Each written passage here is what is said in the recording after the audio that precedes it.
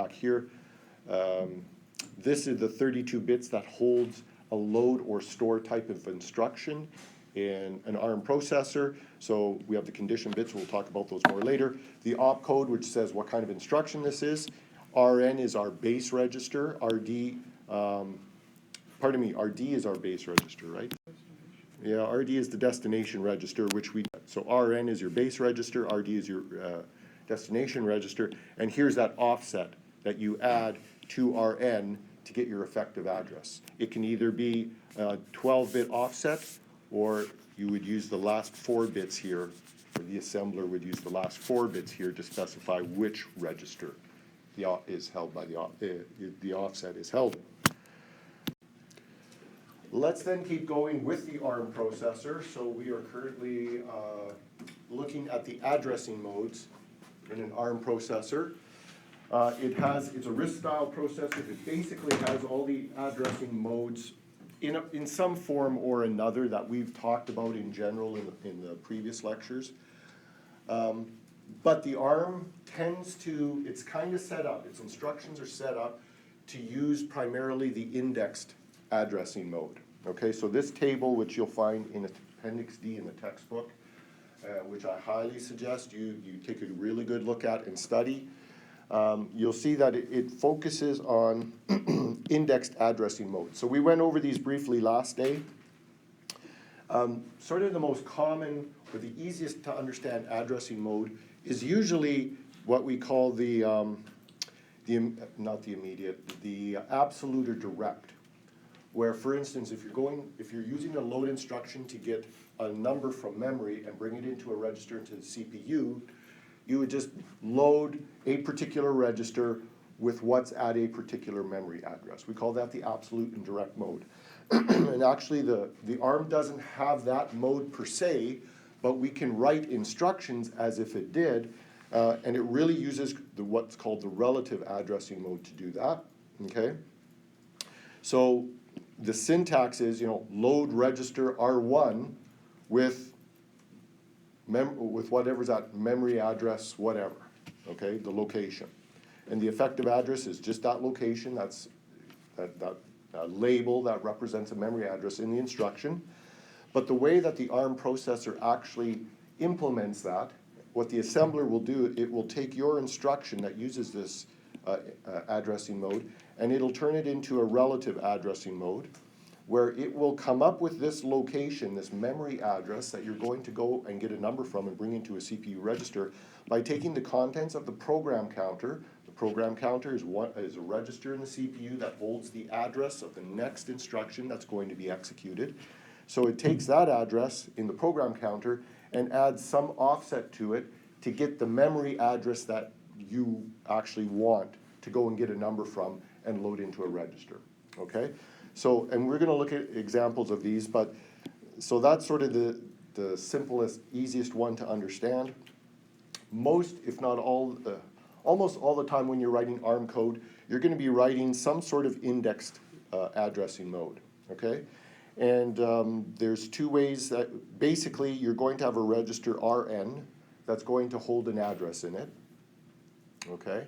And then you're going to add some sort of offset to it. And that offset could either be an immediate operand indicated by the hashtag, or it could be an offset that's stored in another register called RM, okay? So that's the only difference between this group of 3 and this group of 3, is where's the offset that's added to the address in what we call the base register. RN is the base register. Where is that offset? In the first group, it's an actual immediate number that's stored in the instruction itself. In the second group, it's a number that's stored in a register, in another register called RM. Okay, that's the only difference. There is a second difference, and that is with the offset stored in a register, we can actually shift the contents of that register before we add them to the contents of the base register to get our effective address. Okay, and we'll look at an example of that as well. And within a group of 3, we have 3 different modes. We have pre-indexed, when both the register and the offset, whether it's an immediate operand or whether it's an offset in a register, if they're both in the square brackets, that means you add them together first, and that gives you the effective address of the operand that you're dealing with.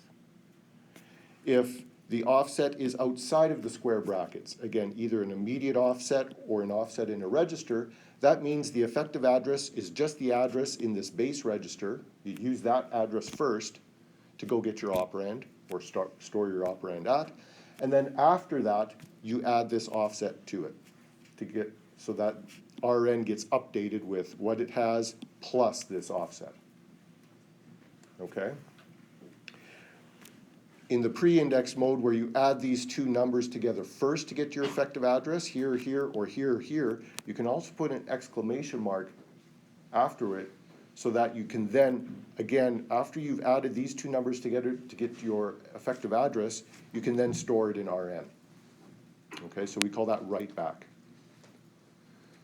Okay, so either add the two together to get your effective address and don't change RN, or add the two together to get your effective address and then update RN with that new address, or else use RN as it is and then afterwards update it with the address, that with its contents plus the offset. And that's the same thing here, okay? So those are the basic addressing modes. So let's look at some examples. Let's talk about the shift a little bit first. This shift here in the syntax, you can use LSL or LSR to either shift the bits in this register here to the left or to the right before adding the contents of that register to this base register, okay? So, and you can specify the number of bits, okay? Or the amount of the shift with an immediate operand. Or with a third register called RS, because RN. We're switching around our notation here. Don't show in this here. RD would be to the left here of all of these, right? That's your destination register, and this gives you your effective offset. All right, so don't worry about that too much. Let's look at some. This one? Yeah, the syntax says plus minus. I noticed we did plus here. How would you do minus? You just put a negative sign in front. Okay, cool. Yep. So you can add an offset or you could subtract an offset. Good question. Yeah. Now, it only does one instruction at a time. Yep. So what is the point of not, or having it post-indexed? Why wouldn't we just do it all at once? Okay, so let's go. The longer you look at that table, the more you'll realize there's just a few combinations of different things here. Okay. Again, this group of three is exactly the same as this group of three, except here the offset is an immediate operand in the instruction indicated by the hashtag. Here it is the contents of a third register. And because it's in a third register, it can actually be shifted, okay? And this column here tells you exactly what's going on. What is the effective address? And then if something is getting updated, it tells you what is getting updated, right? Examples of, so here's example number one. So this is sort of the most straightforward one. It is called the relative, but it basically looks like what we saw before as the global or direct. So here's our instruction that we're looking at. Okay, it's stored at memory address 1000, and it is a load type of instruction. Okay, so load register R1. So R1 is our destination register. That's where the number is going to end up being written into. Okay, and then we can just write a label here for a memory address. Okay, and actually, I'm not sure why it's not here, but I'm going to put an equal sign in front of here because that's actually what you have to do. I don't know why it's left out of here. I should look into that. Okay, and I'll talk about the equal sign a little bit later. But this is sort of the most basic type of load or store instruction. Go to memory address that is specified by this label item. Okay, so somewhere in the code, item has been associated with memory address 1060 already. Go to that memory address, take the number that's stored there, and load it into register 1.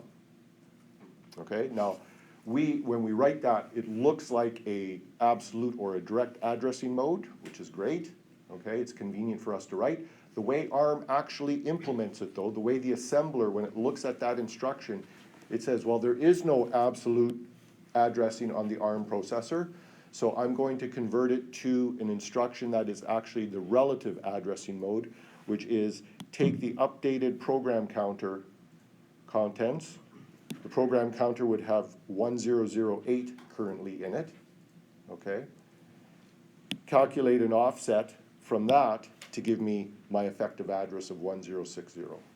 So that's how the assembler would actually do it. So we actually call this a pseudo instruction. It's not a real instruction, it's an instruction that we write as coders in our assembly language program, and then when the assembler looks at this, it actually changes it to a relative addressing mode using the program counter, okay? So it does that behind the scenes, we don't even see it, but we know it's there. Okay, so that's the most basic one. Okay, so we're using this instruction, the ARM, the real instruction that's going to be assembled into ones and zeros is going to take this address, 1008, calculate what the offset needs to be to give us this address. And it's going to use the indexed addressing mode, right? This is a register, so its contents will be added to this offset to give us our effective address, which is 1060. Okay? The reason that it's 1008 and not 1004, because I keep saying that the program counter holds the address of the next instruction to be executed. Well, if we're currently executing this instruction, the next instruction is at 1004. Okay? So why would the program counter hold 1008? Because the ARM processor implements something we call pipelining, which means that it does not wait. We're going to talk about pipelining at the end of the course. But what that basically means is while the processor is executing this instruction, it's already started executing this instruction. And therefore, the program counter actually holds the address for this instruction. Okay, pipelining means the processor doesn't have to do all of the tasks associated with this instruction before it can start the next one. Okay, it's kind of like the assembly plant, right? When you're building automobiles, right? You don't wait until a car comes off the end of the line before you start the next one, right? Well, you know, after the frame of the first car has been put together, well, you start loading stuff onto the frame, but before you're done that, the next car has already entered the assembly line, right? And you start building its frame. Same thing in pipelining in a processor. The processor, there's a number of different tasks. We've already talked about them, right? You have to fetch the instruction, you have to decode the instruction, you have to go get operands from memory, you have to actually do the multiplication in the ALU, and then you have to store the result back in memory, right? Those five steps to executing an instruction. Well, the processor, while it's doing step 3 on this one, it can be starting step 1 on this one. Okay, we'll talk about that more later on in the course. Okay, so it's really the relative addressing mode, but we write the instruction as if it's absolute or direct. Okay, so it's pretty straightforward. Load register R1 with memory address item, or with what's at memory address item, or the other way around, store what's in R1 at memory address item. Okay. Okay. Example number 2. So let's start looking at some of these indexed ones. Okay, so can we identify this one? This is the pre-indexed addressing mode. Okay, so here's our instruction up here. It's a store instruction, which means we're going to take the contents of R3 and we're going to store it at some address in memory. Well, what is that address? We call it the effective address. What is that address? Well, it's going to be the contents of R5 plus the contents of R6. Both of those registers are in the square brackets, which means you add their contents together first. That's your effective address. That's where you store the number that's currently stored in R3. So if R3,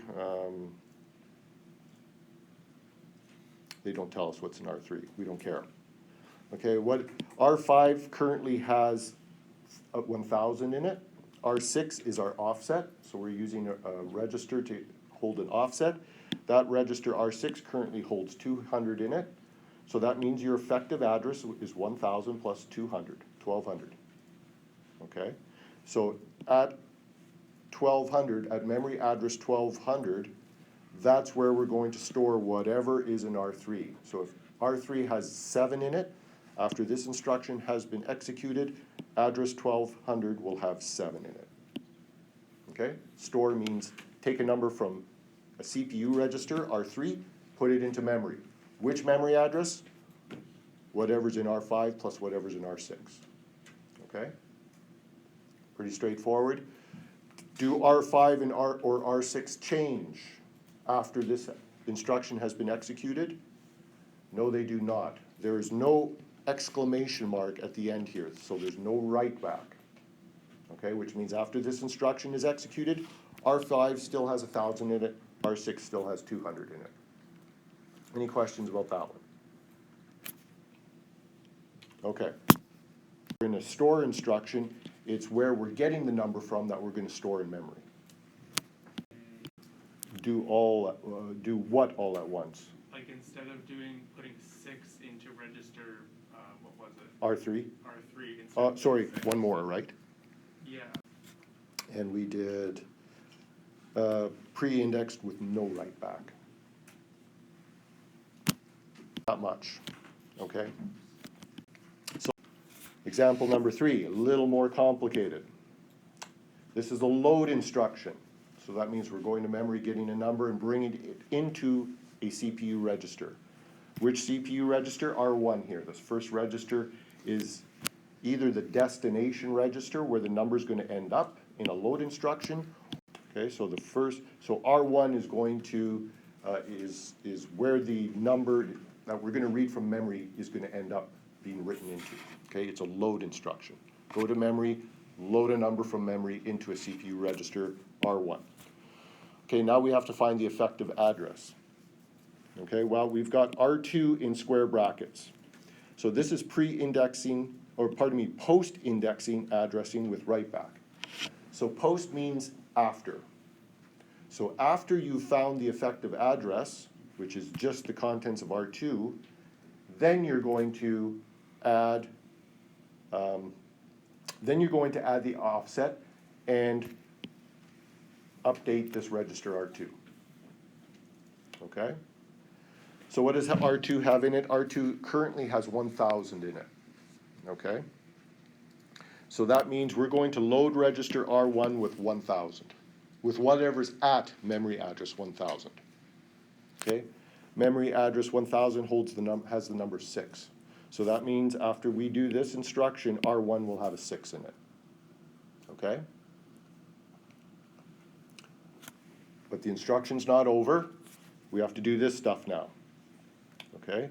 Which means take the contents of R10, which is 25, and shift that value to the left, logical shift left. LSL means logical shift left. Shift it to the left by 2 bits. Okay? When we shift a binary pattern to the left by 1 bit, we're multiplying by 2. When we shift it by 2 bits, we're multiplying by 4. When we shift to the left by 3 bits, we multiply by 8, right? Because the placeholder values are 1, 2, 4, 8. So this is the equivalent of taking what's in R10 and multiplying it by 4. Okay? When you shift bits to the right, you divide by 2. When you shift bits to the left, you multiply by 2. Okay, so we take what's in R10, 25, we shift that to the left 2 bits, which is the same as multiplying it by 4. So 25 becomes 100. And now we're going to add that 100 to what's in R2. So now R2 becomes 1,100. That's a decimal number. Yeah. Sorry, how did you know that this was a post-indexed? Because this register, which holds an offset, is outside of the square brackets. Okay, thank you. If it was inside of the square brackets, then you add its contents to R2 first to get your effective address. If it's outside, then it just means just use what's in R2 to give you your effective address. And then after that, post, now we're going to update R2 with this offset, which is the contents of R2 shifted to the left by 2 bits, which is multiplying it by 4. So after this instruction is changed, Executed, R1, I don't know why they don't show R1 here. R1's gonna have what in it? 6, right? Because the effective address that we get from this is just the contents of R2, which started out to be 1,000. 1,000 had 6 in it, so we're gonna load register R1 with 6. Okay? Then we're going to take the value of what's in R10, which is 25. We're gonna shift it to the left by 2 bits, which is multiplying it by 4. Okay, so 25 times 4 is 100. And we're going to add that to what's in R2 and put the result in R2. Okay, so 25 times 4 is 100, add it to 1,000, and write that back into register R2 as 1,100. R10 itself does not change. It still holds 25. Question, yeah. The index addressing modes diagram, like I showed you earlier, it's like, There, instead of putting 6 into register 1, from register 2, was it? Yeah. Why don't we just put everything into R1 in the beginning? Like, 1,100. Well, because we don't want 1,100 in register R1. We want the number that's stored at address 1,000. My bad, I looked at it wrong. Okay, yeah, this is the number that ends up in register R1. It's a load instruction, so it means go to memory, address 1,000 in this case, get the number that's stored there, and put it into register R1. Okay, why would you use this addressing mode? Well, because now after this instruction has been loaded, executed, let's say we have the exact same instruction. Well, we might do something now with that number in R1. Maybe add it to some running sum. Maybe we're adding up numbers, okay? Okay, but maybe we want to come back now, and the next number we want to get from memory is 100 addresses later. Maybe this is the next number that we need from memory, okay? Maybe the numbers we need from memory are all separated by 100 addresses, okay? For instance, like in what you're doing in the assignment. Now, don't use the ARM code in the assignment, right? You're gonna do that in assignment number 2, you're gonna use ARM code.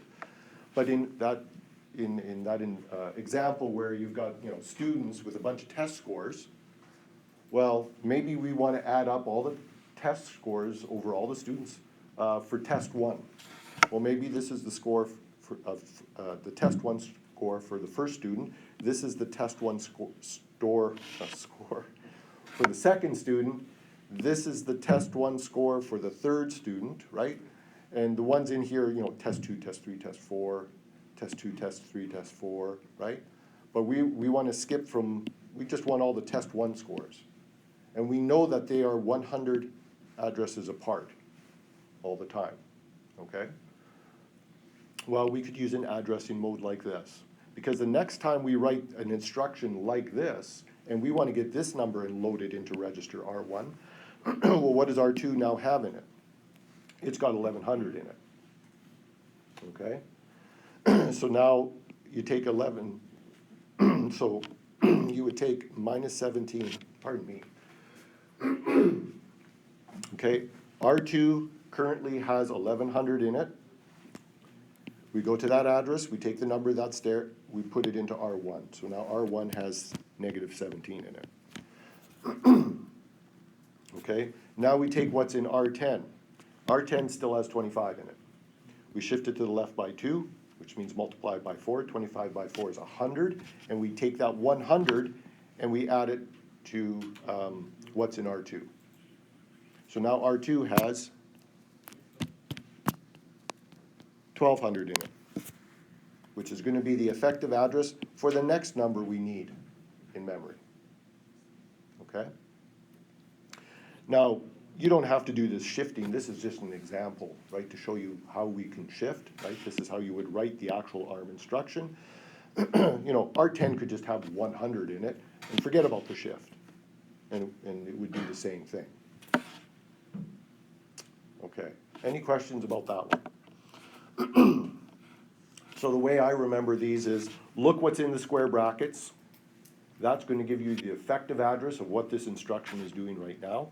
Okay, deal with that so you know what goes into register R1. Then deal with this stuff that comes afterwards. Okay, now I'm going to take what's in R10, shift it to the left by 2, that's multiplying by 4, and then I'm going to add that to whatever's in R2 and put the result in R2. Okay? All right. We did post index, which is always right back. Okay, so there's not, move on. Number 4. Let's take a look at this one. This is pre-indexed because we've got two things inside the square brackets. Because they're both inside the square brackets, you're going to add them together first to get your effective address. Okay?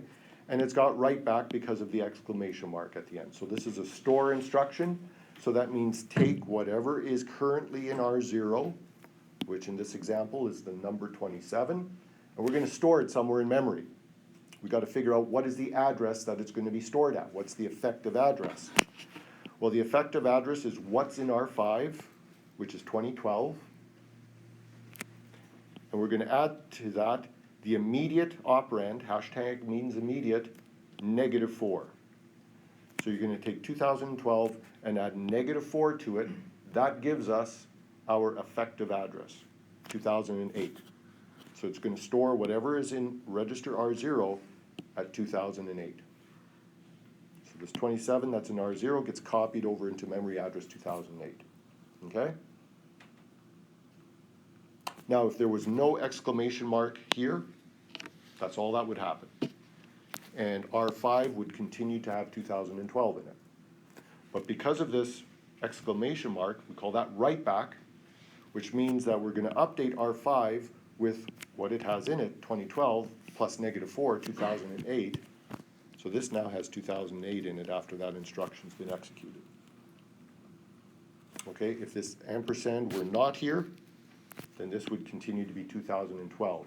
This addition of these two doesn't get stored anywhere. The processor just uses it to get the memory address where it's going to store 27. So we call that write back. Okay, so we've done pre-index with write back. Have a look at, and those are the basic types. Now, you know, you can add shifts in there. You can, you know, add an offset, subtract an offset. That's basically there, all that you can do differently. Okay, so those are the basic addressing modes. So for the midterm exam, you're going to be expected to, I'm probably going to give you some code with some instructions like this. You're going to have to tell me what's, you know, given this memory map, what's stored in these registers now, or given these register contents, what's stored in memory now. Okay? So we'll go through these. There's lots of examples in the textbook, okay, in Appendix D, especially right at the end of Appendix D. They have a number of examples of programs, like longer programs to do certain tasks. Just, you know, start by, you don't have to figure out what the whole program's doing. Just start by looking at these load and store instructions and see if you can figure out, you know, what addressing mode is this? What would the effective address be? What's going on in this instruction? Okay, so that's it. So be reading in the appendix. D1 to D3 are where these addressing modes are being discussed, and then section 4 and section 9 is what we're going to be talking about next. All right, any questions about addressing modes? Okay, it looks a little scary now, but really, no more questions. Lecture 7, so we're going to talk about some other instructions now in the ARM processor. So ARM is a load store architecture, which means load and store instructions are the only way you can get or write numbers with memory. Okay, if you want to get a number from memory, you have to use a load instruction. If you want to write a number to memory, you have to use a store instruction in the ARM instruction set. But there are other places or other situations where we want to move numbers around, not necessarily between memory and the CPU registers.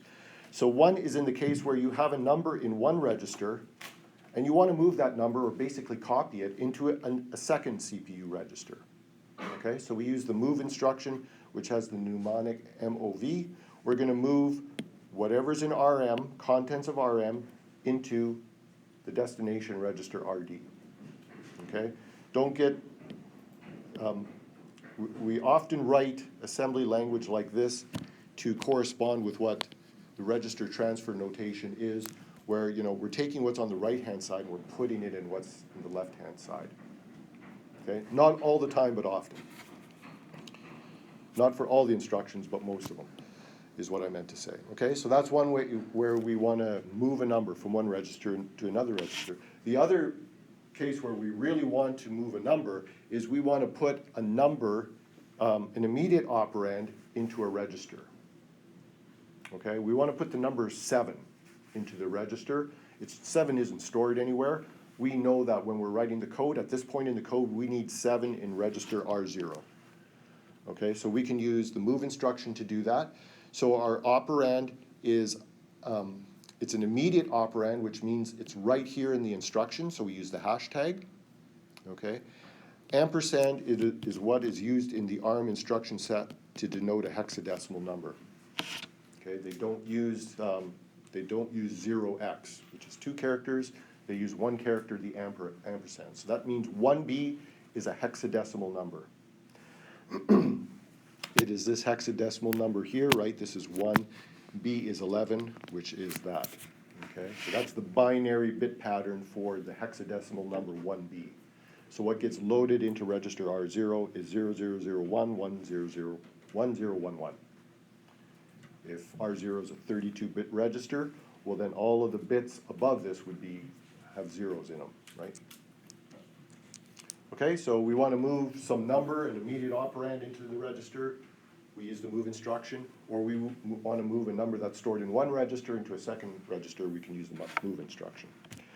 Okay, arithmetic. Well, we've got all the typical arithmetic instructions we would expect. All we really have is add, subtract, multiply, and divide, which we'll talk about later.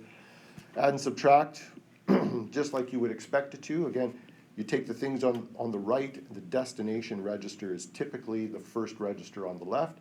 So we're just going to add the contents of R2 to the contents of R4 and store them into register R0.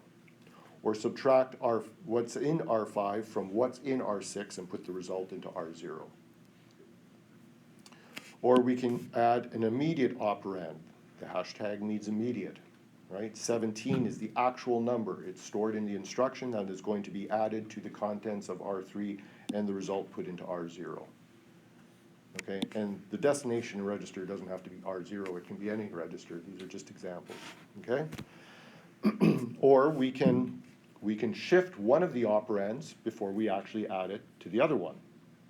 This again is logical shift left. Shift it to the left by 4 bits, which means we multiply by 2, 4, 8, 16, right?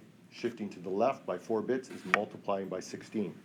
So it's going to take the contents of R5, it's going to multiply those contents by 16, and then it's going to add that result to what's in R1 and put the result in R0.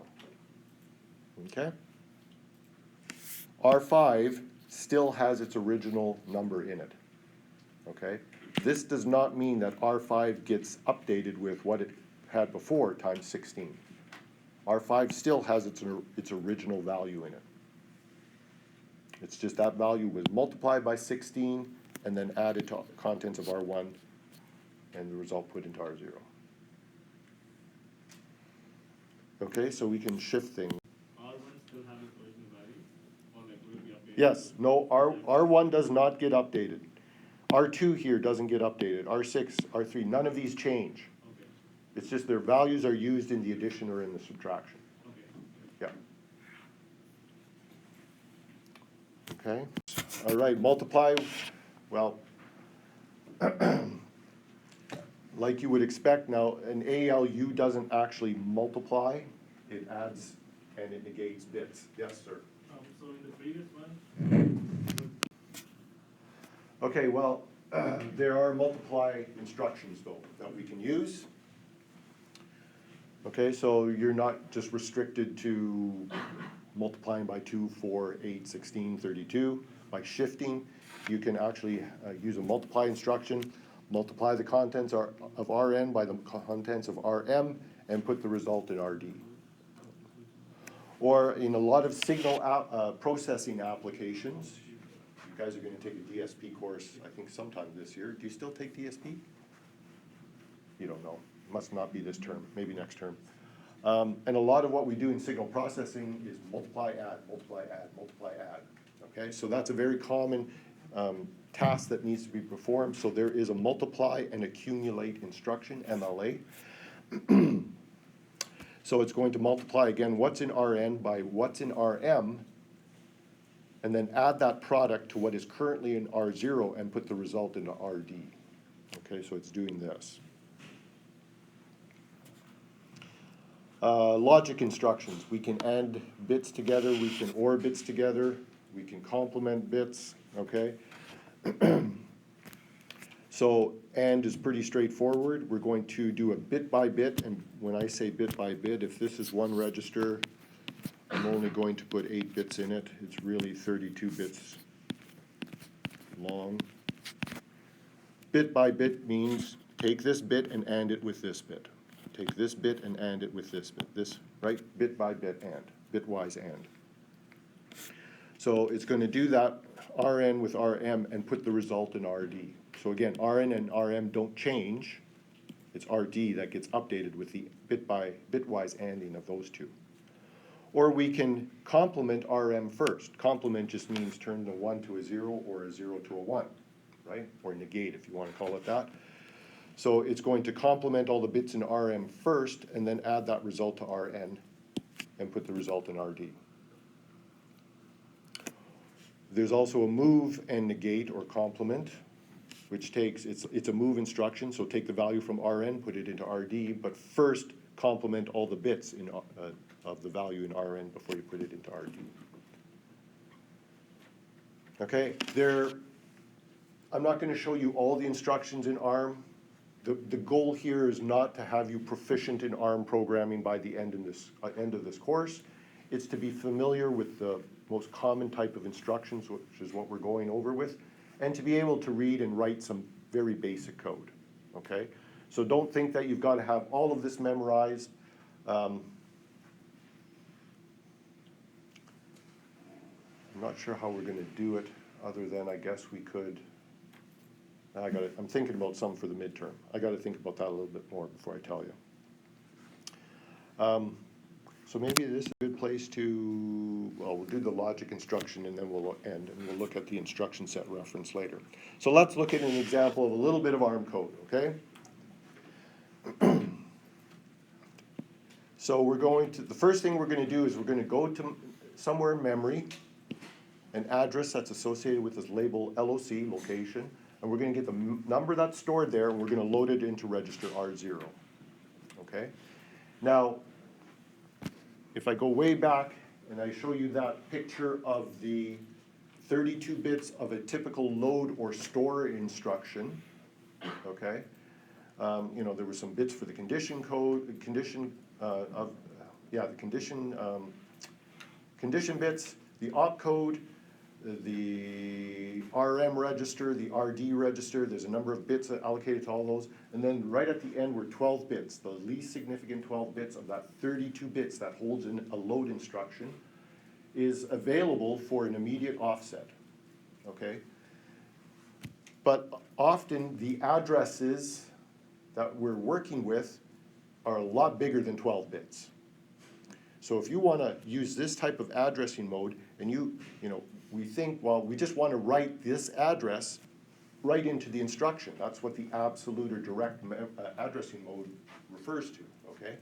But if this address requires 64 bits, well, we don't have 64 bits in the 32 bits of our instruction to hold all of this address. There's nothing left to specify which register here and what kind of instruction it is, okay? So this is an example of, again, a pseudo instruction. It's not going to actually take this address and write it right into the instruction because there's not enough bits in the instruction to write this huge address in. So it's going to use that relative offset, right? It's actually going, when the assembler reads this instruction, it's going to replace it with load register R0, contents of program counter plus some offset, where the contents of the program counter plus the offset will equal this address. okay? And the address will be much smaller. It'll fit in those 12 bits that are available in the, okay? So we have to use this equal sign to stipulate that, okay? So that's all that does. So it goes to memory, location LOC, gets whatever numbers that's there, puts it into R0. Now we're going to load register B means byte, okay? So that means we're just gonna deal with 8 bits here. We're gonna load register B, R1 with the least significant 8 bits or the byte of what? What's that memory location LOC? Because R0 has the address LOC in it. This means, square brackets means pre-indexed. In this case, there's no offset. We're not adding anything to the contents of R0 to get our effective address. The effective address just is R0. We don't need an offset, okay? So that's why, you know, you're always using basically the pre-indexed or the indexing mode in ARM, but if you don't need an offset, you just leave the offset out, okay? There's no R0 comma something else. Okay, so we're going to load into R1 the lowest 8 bits byte at memory address LOC. Okay, so memory address LOC here. Here's the least significant byte, 8 bits. Here's the next least significant byte, the next 8 bits. We're going to take this byte and we're going to put it into R1. The next one is load register B into R2. The effective address is what's in R0. R0 still has LOC in it, and we're going to add 1 to it. Okay? LOC is the address, remember, byte addressable memory. Every byte in memory has a unique address. So LOC refers to the least significant byte. LOC plus 1 is the next one, right? And then LOC plus 2 will be this one. LOC plus 3 will be the top byte. And now we're done that word. The next word would be LOC plus 4. Okay, we've talked about that a million times. Okay, this time we're just addressing 1 byte because we only want to read 1 byte.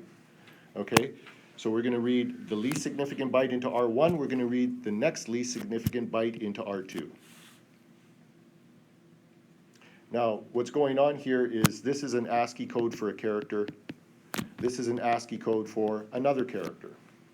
So we've got 4 characters stored in this word, and we're just reading the first 2, putting the least significant one into R1, the next least significant one into R2.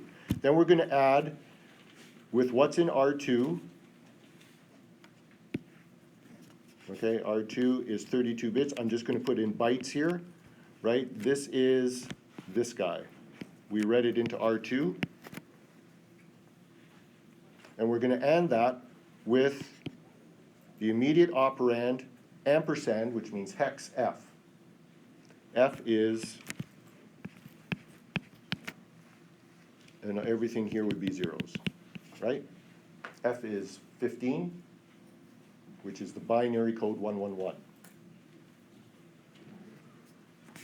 So I should have put in 4 zeros here to make it a total byte. Oh, I'm sorry, I'm over time. We'll finish this on Wednesday. Sorry about that.